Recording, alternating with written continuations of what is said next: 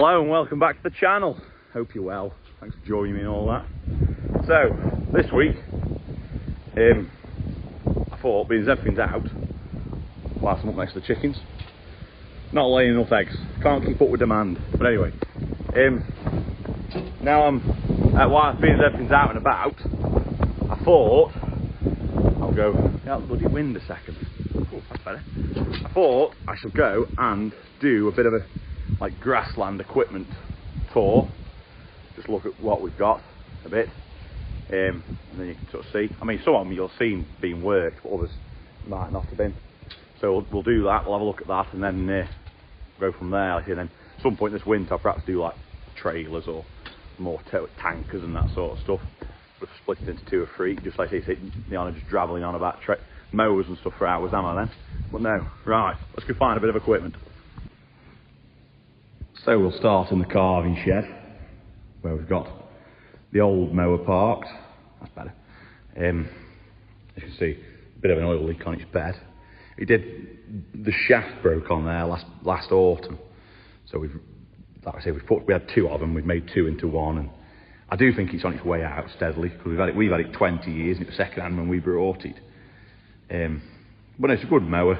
Anybody who knows has ever used a Tedar, when you get onto triangle bits, the knuckle joint on that side, you'll see it, hold on, that one always drags a great lump of grass about. That's the only thing that's bad about it. But no, it's a good mower. Done a lot of mowing, really. Got conditioner. All the mowers here have got conditioners on under there. But no, it's not a bad mower. Obviously, then behind it we've got 6 metre air seeder. On top of it, spring tying arrows. We brought it for overseeding. We brought that about 10 years ago, brand new, for overseeding, perhaps longer, probably 15 years now. I never really rated it for overseeding, I'll be honest. I don't rate overseeding, to be fair. I don't think, there's competition from other grass. I think you're a lot better off ploughing it or burning it off. But I see it does a job, does a good job. And when on the plough fields we use it, it's good. It's pretty simple to use. Obviously, you just put that on the floor and that turns, and that then drops the seed in. But no, it does a good job. But no, for overseeding, I don't rate it. But for seeding, as it works as seeding, it does a very good machine, that. But anyway, let's find a bit more. So there's the Vicon mower. From you've seen this being used a bit. I've obviously been doing a bit of pre-mowing with it. Again, this is metal conditioner tines. Very easy to take these off. It's just a case of undoing that, and then you take them off and you come up on top. You turn this over like that, and then it can spread it out for you then, which makes it a lot easier if we want to do that. There's 3 knives on each disc. It makes it hard driven. It is a very heavy driven mower, but like in big crops, that tractor does struggle a bit. But it's a good mower. It follows the ground nice. We've been sort of suspended how it is. It does work well. It's a good mower, nice mower. I do like it. It's just a bit heavy driven. But no, like I said, I'd recommend one to anybody like it how it is. But no, it is a good mower, that is. See, we've had that. We brought that brand new in about 2012. Most of us grassland tackle we brought brand new, because obviously we use them a lot, and you don't know how they've been mauled beforehand. The only thing we didn't really buy brand new was perhaps that old mower and the self-propelled, and well, we all know what issues we've had with that self-propelled like. So that's the mower. That's off the back mower. Like I say, it's a good thing. It does follow the ground well. Then we've got the 8-foot flail topper. This, highly rated on rushes and that sort of stuff. Brilliant on that, makes a great job. For pasture topping, in terms of if we went in that field here and topped, I'm not over done by it. Like I say, I perhaps explained that on that video where we did, didn't we? And you've seen that in action. But it is a good thing, it does a good job. But like I say, we brought this second hand, but it was only about 2-year-old when we brought it. Like I say, we do a lot of rush thrashing back with it, and it is good on that. One thing, it is a bit heavy on belts because it's belt driven on that in there. It is just a touch heavy on belts, but you know, other than that, it's a good machine. Anyway, next piece. So firstly, we'll talk about the front mower. Only brought it brand new this time, so we've only done like, what, 200 acres, 250 acres with it. I've learned a system on how to mow now with a back mower, with a trail mower behind it and stuff, so it is that way. It's working for me and everything's fine that way. Good mower, makes a nice job. Other than that, can't tell you a lot more about it. It's again, it's conditioned. Only 2 blades down there, but it's, you know, it's a nice mower, runs well, 10 foot. It I say we had it this time off Wardman's at Matlock. It's a good machine. Let's say, well, there's not a lot to say because I've only used, let's say, we've not done a lot with it yet really. Then we're on to that single rotor. Again, brought this brand new about 2008 when we used the trail chopper. We used the contractors for a couple of years, then we brought his own. It now rows in. We've got a bit of ground, a few small oversized gardens type things that we can't get this big rake into, so we use this in that. Let's see, it makes a nice row. It's handy for little baler.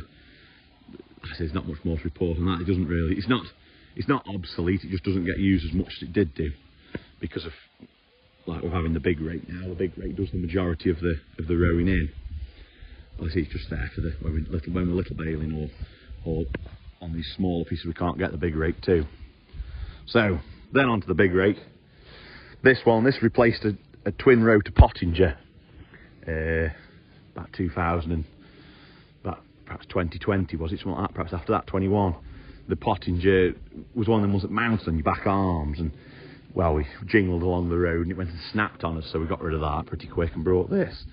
And we used it in front of trail chopper for a year, but we brought it because with intentions that we'd always be going to self-propelled. So it is, like I say, it's a nice machine, brilliant thing. I haven't used it that much, to be fair, because James does a lot of rowing in, and like I say, if I'm mowing, like my dad will row in a bit, so I don't do that much rowing in with it down. Not like I used to at single rotor. I used to use single rotor all the time. But it's but no, it's a nice rake, makes a nice row. So it is a good machine. You can't, like I say, I can't fault it really. Next piece of kit. And there's the round baler that we saw you working the other week. Like I said then, it does make a smaller bale than balers now, and it's something we have said about swapping to get a bit bigger baler, like a bit moderner baler, but sort of it's a bit with time and stuff. We're doing all the other stuff ourselves. Sometimes we find it easy just let a contractor do the bulk of the baling. So like this just comes out for a bit of hay and to get on that loft and that sort of stuff. It's still on string. Still uses string, not net. But I bet it's getting on to a bloody 30-year-old now. But we've had it 15, 20 years. We brought it second hand. We had just an RP12 before, which the pickup was sort of further under. It was more like that. And then this is meant to be a wider pickup, a bit better baler. And like I say, it does a good job for what we do. But I say it's a bit sort of, it does make it a smaller bale. It's one of these things that makes you wonder, are we better off swapping it? But like I say, we don't do, sometimes it is easy to just get contractor and do them all, isn't it? More bales. No. Right. Next piece. And then we've got the Tedar. Obviously 4 rotors of Vicon. We brought this brand new about 6 years ago. We used to run a lot of like old, like sort of, well, we brought them, most of them we brought brand new, but they were all like 1950s, 1960s Tedars, and we had a couple of years where we made a lot of hay, and then we changed then from making a lot of sort of, but we was getting in like August, a lot of overgrown hay, and when we started chopping more and making more better quality stuff, so you didn't have to supplement as much with corn. So really, that like the tedding now, we don't do as much hay making, but it is a good tedder. It follows the ground well. Only issue I have with it when I use it, I can break tines like bloody hell. I don't know why. My dad can't. He can use it well, but for some reason I can go on now and I can break no end of tines on it. But like you say, it'll do you two rows at once. you pull the strings on it, like that one, and that then moves this bar on these slots here, which will gets it so it pushes it out the wall for you. It does. But no, this is a good Tedar. So anyway, and then we'll move on to the final bit of grassland kit now. There it is. The Super A-liner 68. It's my dad's pride and joy. We brought it brand new in about 1964. It's only missed about, I'm going to say about 3 years baling in all that time. It doesn't last, it's not done any for us for 2 years. Does a bit for my brother and makes a bit of all say for him, like, but that's all. I say we've gone off little bales, but like I say, it still works. It gets this time, it got out the shed, broke the bale that was left in the chamber, and then never missed a beat after that. We had a far needle, we had to repair that 1 year. I remember my dad having that welded up, and then the knotters. We've had bits of issues with springs in here somewhere. There, down there, hold on, down there, that spring there, can you see that yellow one? We had to replace that because that broke. He didn't really like the change onto plastic string, but what we found is, if you use this yellow string, it works fine on that. But no, like I say, I say it's a good little baler. Horrible things, aren't they, little bales? But like I say, we've used it. We used to make a lot at one point. Like I say, it's never let us down. It's a good machine. And a lot of us do think it wants putting on a pile and firing, but no, my dad still, like I say, he still uses it. And I say, well, this year he'll be 60 years old this year. And I say, better than that time. I bet he's only missed probably 3 summers at most. Hasn't missed many summers. But no, it's almost wants putting in a museum, doesn't it? But no, that's the end of the tour for the grassland kit. I say I'll do trailers and that sort of stuff another day. We've seen the self-propelled before. Stylish trailers there, all the same, but we'll go over them another day, eh? But no, I hope you enjoyed it. Hope that's been a bit interesting. Might not have been. If there's any other sort of kit you want to have a look at, drop a comment. I'll perhaps get around to look at that. I'll get around at some point to filming that and talking about that. But no, so don't forget to drop me a like and subscribe. And I shall see you all next Saturday at 6. Ciao.